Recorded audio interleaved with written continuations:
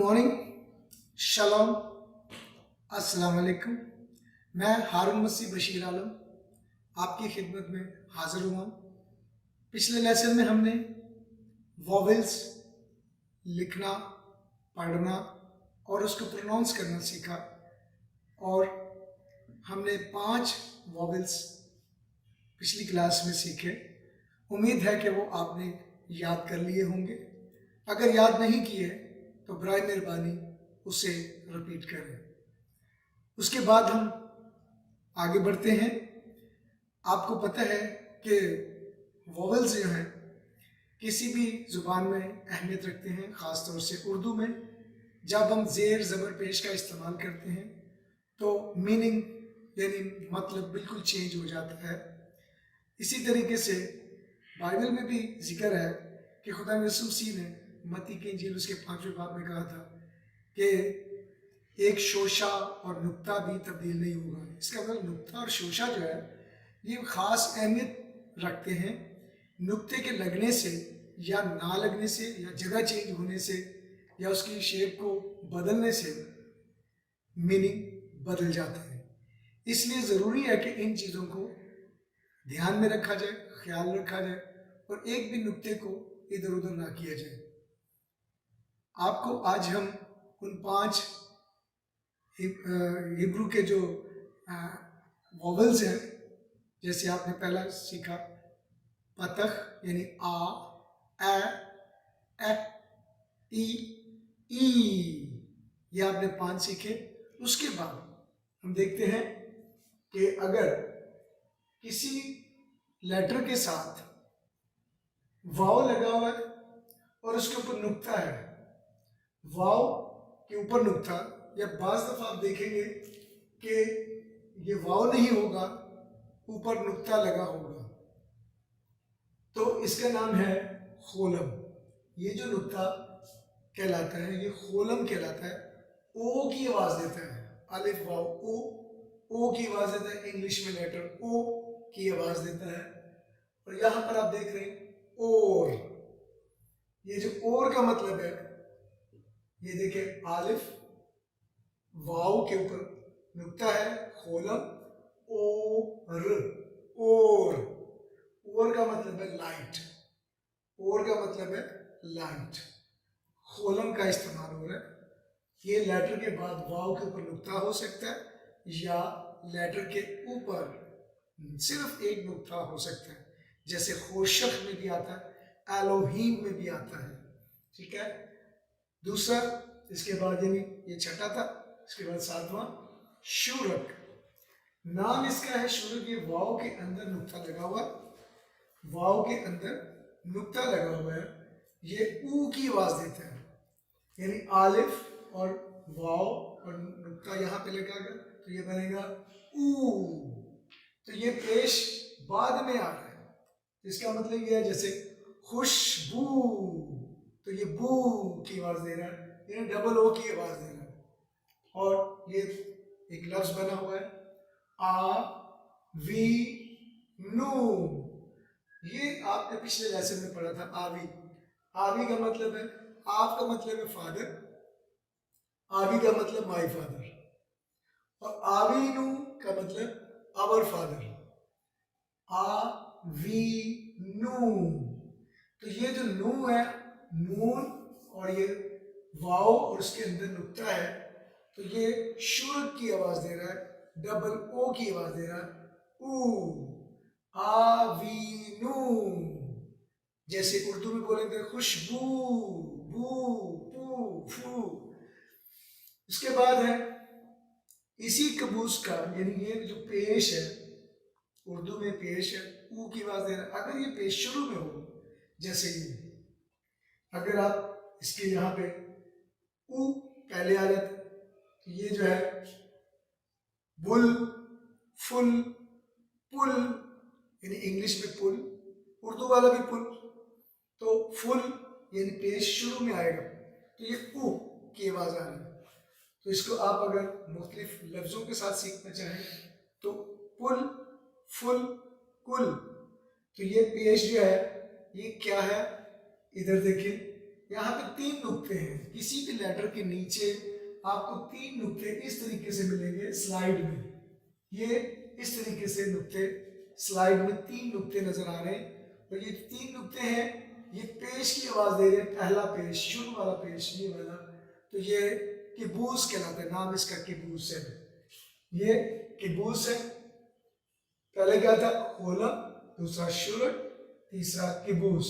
किबूस की आवाज, यही बुल को मैंने इब्रानी में लिखा हुआ है, लफ्ज इंग्लिश वाला इब्रानी में लिखा हुआ है। इब्रानी मीनिंग नहीं, वही अल्फाज। तो ये क्या, इसके अंदर बे की नुक्ता डाले तो ये क्या, बे, ये पेश की आवाज देगा। शुरक है, किबूस है, और ये साथ में लामिद है, तो ये बुल। तो जैसे हम बुलबुल लिखना चाहेंगे तो ये 2 दफा लिख दें, तो बुलबुल। तो किबूस का मतलब है शुरू में पेश की आवाज आएगी। उसके बाद है, अगर लेटर के नीचे 2 नुक्ते हैं, लेटर के नीचे अगर 2 नुक्ते लगे हुए ऐसे हॉरिजेंटल में, तो ये हमारे पास उर्दू में भी 2 नुक्ते आते हैं, सिंधी में भी 2 नुक्ते आते हैं, ये उसी तरीके से। तो ये सेरे, नाम इसका है सेरे। सेरे आवाज दे रहा है ए, जैसे DAY डे, PHEY दे, तो THEY। तो ये जो है ना, ये वाला साउंड जो है ए, ये वाला साउंड ए, दोनों का ए साउंड है। तो ए यानी सेरे, ए की आवाज आ रही है, सेरे, ठीक है। तो ये जो सेरे की आवाज दे रहा है, THEY का सेम साउंड है ए, सेरे। अब यहाँ पर देखिए ए खत्म हो रहा है लामिद में, तो ये बन गया एल। एल का मतलब खुदा। अगर इसके नीचे एक डॉट लगा के आगे यॉद लगा दें, बन जाएगा एली। एली एली लमा शबकतनी, तो ये एली, ऐ मेरे खुदा। एल का मतलब खुदा, इस एल का मतलब है खुदा। और अगर आगे हम लॉन्ग खीरक लगा दे, यानी यहाँ पे डॉट लगा के आगे यॉद लगा दे, ये बनेगा एली, तो ऐ मेरे खुदा। तो सेरे के लिए आपको नीचे 2 नुक्ते नजर आएंगे, जहां पर भी 2 नुक्ते आएंगे तो ए की आवाज आएगी, जैसे बे, बे रेशी, बेरशीद, बेरशीद में आपके रे के नीचे आपको 2 नुक्ते नजर आएंगे। अब है 10वां यानी आखिरी, कामिस खतूफ। कामिस खतूफ और जो शुरू में आपने पढ़ा था कामिस, दोनों शक्ल के लिहाज से तो एक ही है, यानी इसमें भी टी है, इसमें भी टी है। फर्क सिर्फ ये है कि जब हम इसको प्रोनाउंस करेंगे तो ये आवाज देगा ए और ओ की, आओ, आओ, इसकी आवाज आएगी आओ। तो इसकी आवाज कैसे आ रही है? जैसे हम उर्दू में बोलते हैं यौम, यौम आज़ादी, हम यौम नहीं बोलते, हम जरा सा मुंह को गोल करके बोलते हैं यौम, यौम।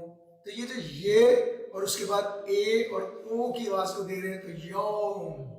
तो ये जो कामिस खतूफ जो है लिखा जाएगा ऐसे ही, लेकिन प्रोनाउंस में आएगा यौम। तो ये यौम, ये यौद है, नीचे कामिस खतूफ है, और आगे खोलम है, और आगे मेन की आखिरी फॉर्म यानी मेन पे खत्म है, तो ये यौम। ये यौम नहीं पढ़ा जाएगा, अगर हम इसको हाथ रख लें, इसको खत्म कर दें, तो ये बन जाएगा यौम। तो यौम नहीं है, यौम। तो ये जो यौम है ये कामिस खतूफ है। इस तरीके से हमने आज ये लफ्ज देखे। पहला क्या देखा आपने? खोलम, खोलम की जो आवाज है ओ की है, और ये वाव लिखा जाएगा इब्रानी में, उसके ऊपर नुक्ता आएगा, या सिर्फ लेटर के ऊपर, जैसे एलोहीम, तो एलो लामिद के ऊपर आपको नुक्ता नजर आएगा। यहाँ पे जो लफ्ज बना है और, ठीक है। उसके बाद है शुरक, शुरक में वाव लगा होगा, उसके अंदर नुक्ता होगा, ये वाव नुक्ता, ये डबल ओ की आवाज देगा ऊ, तो ये शुरक यानी आवीनू, नू की आवाज, ऊ की आवाज दे रहा आखिर में। उसके बाद है किबूस, यानी शुरू में पेश होगा, ये 3 नुक्ते लगे होंगे, तो ये बुल, ये पेश लग के बुल, यानी ये ऊ की आवाज दे रहा है, यू की आवाज दे रहा है, बुल। उसके बाद है सेरे, सेरे किसी भी लेटर के नीचे 2 नुक्ते लगे होंगे, और ये ए की आवाज देंगे, तो इसको पढ़ा जाएगा एल। तो ये एल यानी खुदा। उसके बाद है कामिस खतूफ। कामिस खतूफ में कामिस की तरह का ही है निशान, लेकिन कामिस जो है ना उसकी आवाज जो है आओ की निकलेगी, तो यौम, हम इसको योम नहीं पढ़ेंगे, यौम। तो नाज़रीन, ये थे इब्रानी के वॉवेल्स, 10 वॉवेल्स जो हमने आज कंप्लीट किए हैं। पहले दिन हमने 5 वॉवेल सीखे पिछले लेसन में, और इस लेसन में ये 5 वॉवेल हमने सीखे। आप इनकी प्रैक्टिस कीजिए। अगर कोई भी प्रॉब्लम हो आप कॉल कीजिए, SMS कीजिए और इसकी प्रैक्टिस करें। ज़्यादा अच्छा होगा कि लिख कर, बोल कर प्रैक्टिस करें, और आपको जब ये आ जाएंगे तो इसके बाद हम इसकी एप्लीकेशन यानी इसके इस्तेमाल भी आपको सिखाएंगे। खुदा आपके साथ हो। अपना बहुत ज़्यादा ख्याल रखिए। God bless you.